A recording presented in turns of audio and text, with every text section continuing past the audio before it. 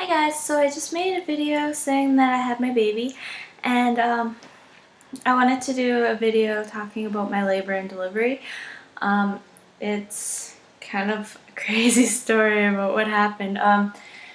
If you want to check out my birth plan video, I'll put a link to it. In my birth plan, I pretty much talked about how I didn't really have a birth plan because I didn't want it to get messed up.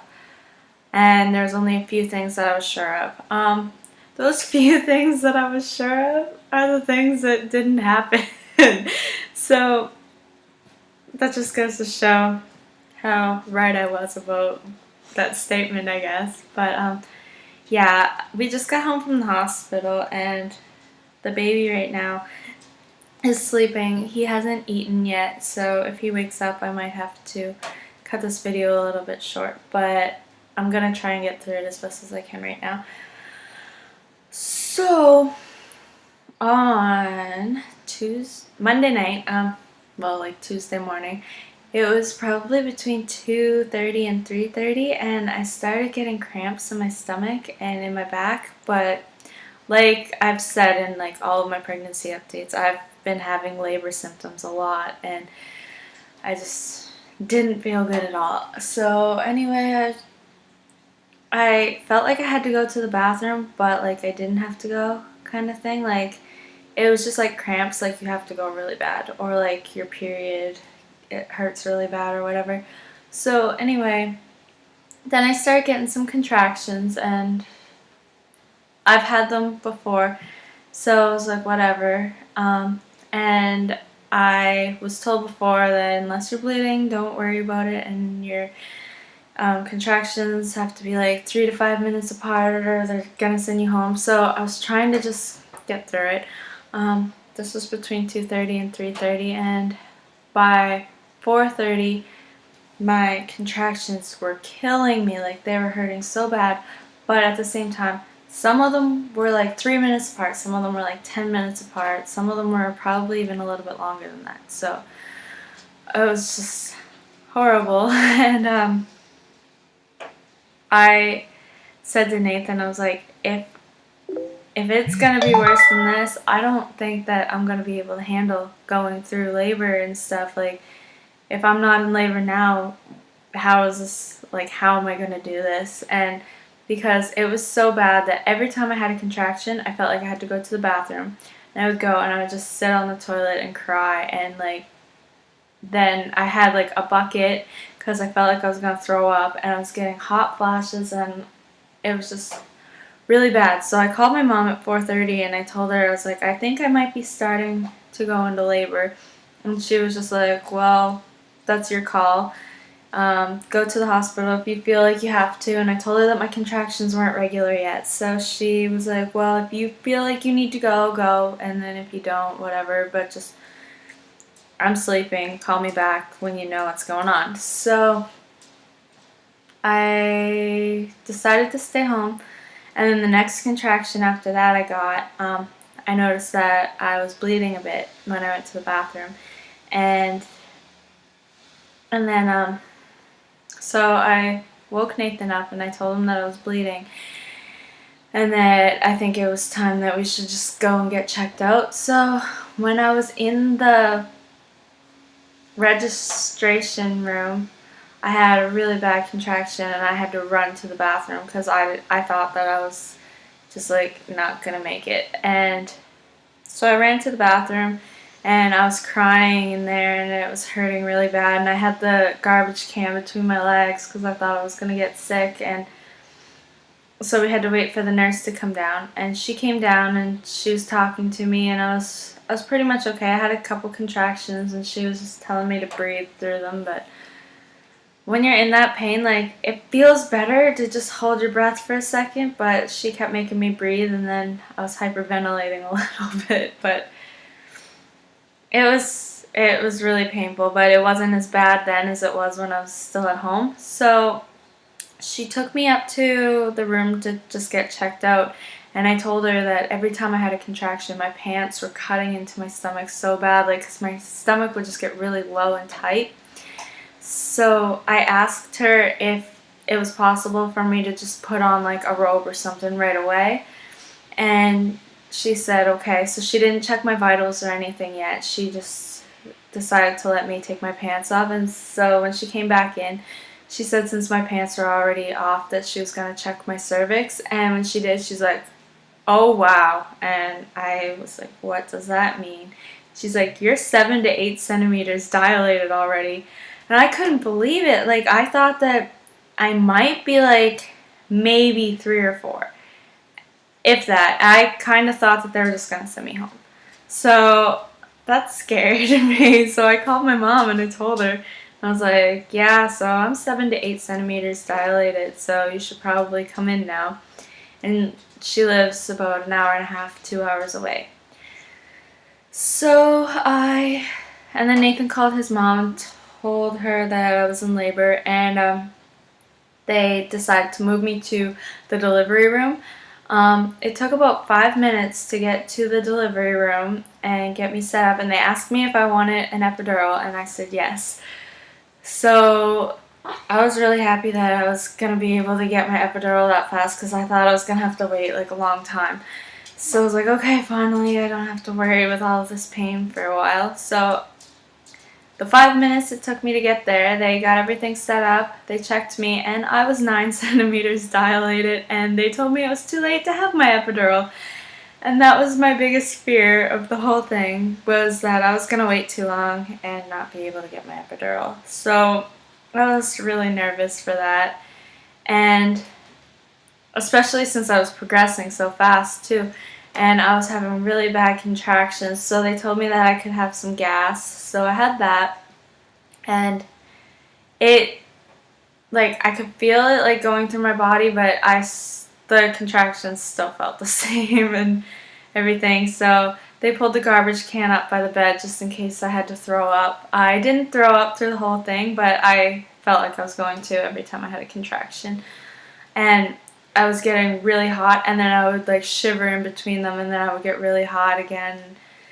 It just wasn't good. So anyway, I had a contraction in the room, and they said, and I was like, I have to go to the bathroom. And they're like, wait, don't go yet. And I said, but I have to. So they asked me if I had to pee or if I had to go number 2, and I said number 2, and they're like, no, you don't. That's the baby. That you don't have to go. Don't go to the bathroom. So I was scared that I actually did have to go. So I was scared that I was going to poop on my baby. But they told me to go back to the bed, so I did. And then through this whole time, my water didn't break either. So they called in my doctor, and I forgot all about the doctor breaking your water thing. So anyway, I was like 9.5 centimeters, and I kept telling them, I was like, I feel like I have to push right now.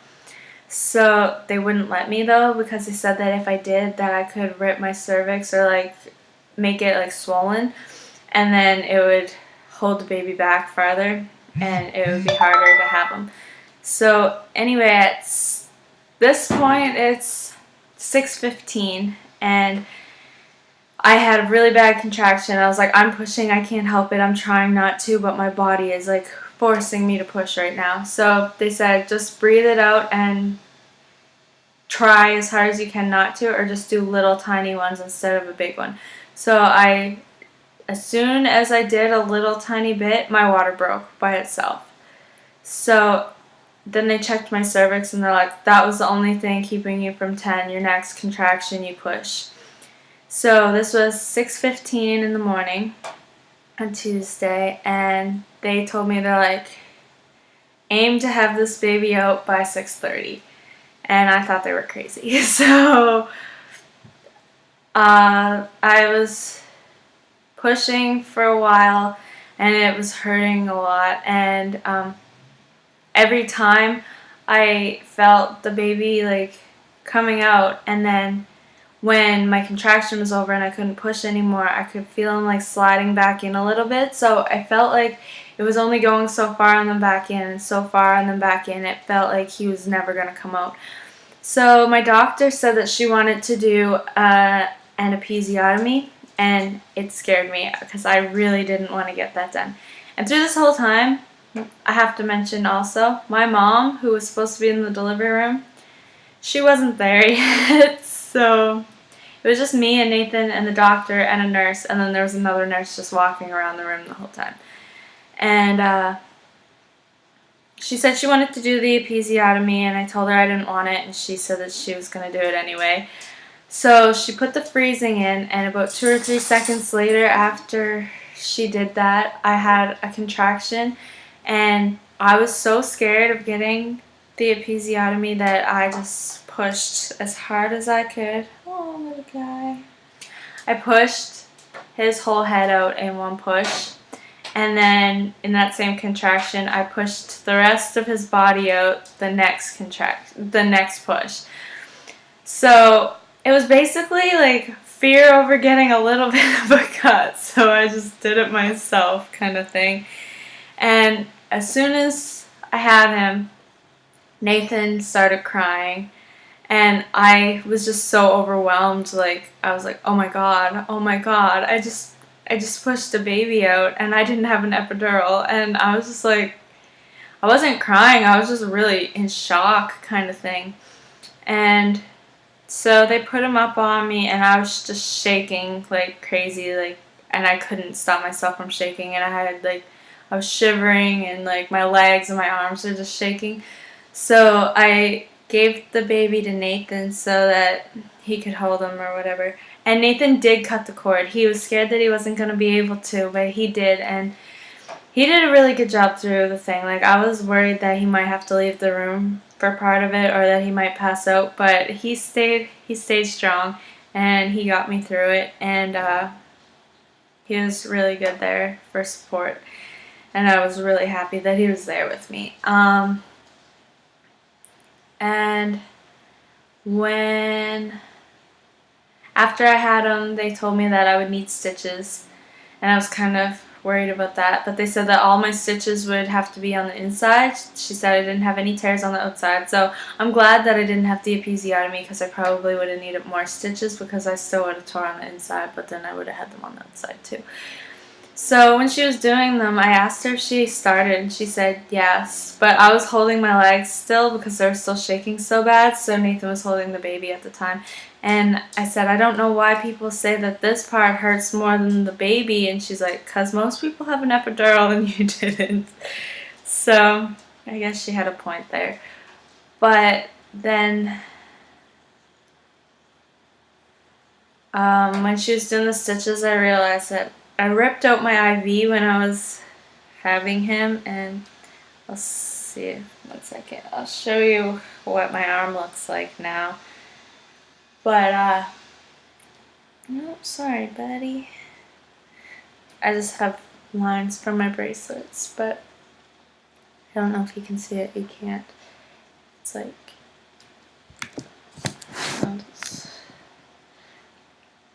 you can kind of see it, but I'm so white. But my whole arm is bruised because of it, and like, it's from like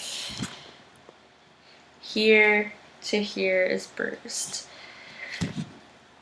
So they took out the rest of my IV because it was only ripped out halfway, and they did all my stitches, and then they told me that I should go have a shower before they put me up into a room that other people were going to be in.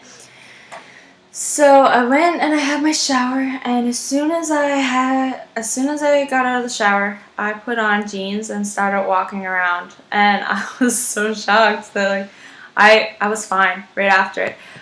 But oh yeah, and before my shower, they gave the baby to me so I could try and breastfeed, and I didn't even have to like try and get him to latch. Like, in all the breastfeeding videos that I've watched, like teaching you how to do it, like you're supposed to bring your nipple to him and like rub it across his face and stuff to try and get him to like want it and stuff.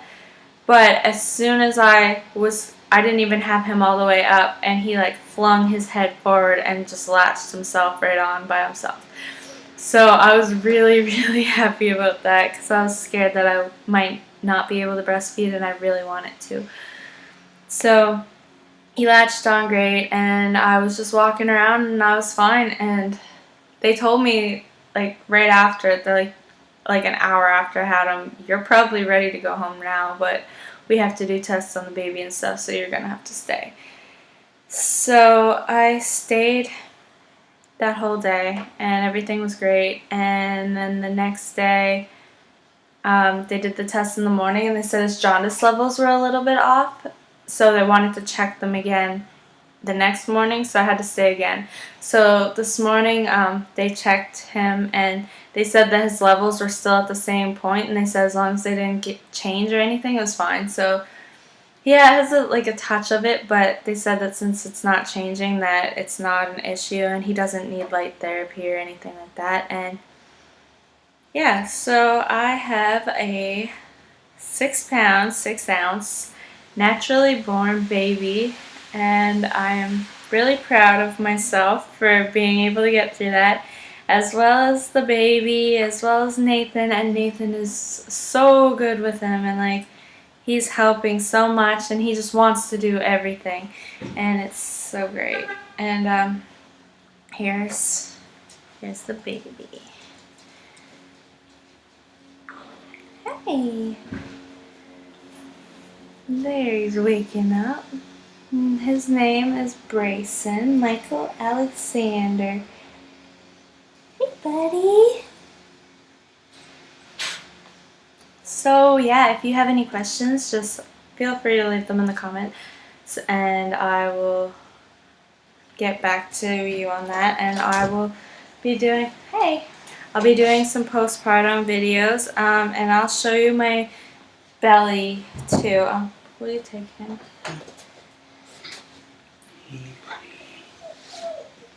So this is my 2-day postpartum belly shot, and I'm really impressed with how fast I am losing it. And today I weighed myself, and they said that I only lost 6 pounds, but I feel like I lost more than that already. But I'm like, what I do have left, it's like really squishy and stuff. So, but when I flex my muscles, like up here's already starting to get back to being tight. So I really don't think it's gonna take long for it to just go back to normal. So I'm really happy about that. And I'll talk to you guys later for my next postpartum update. Thanks for watching. Bye.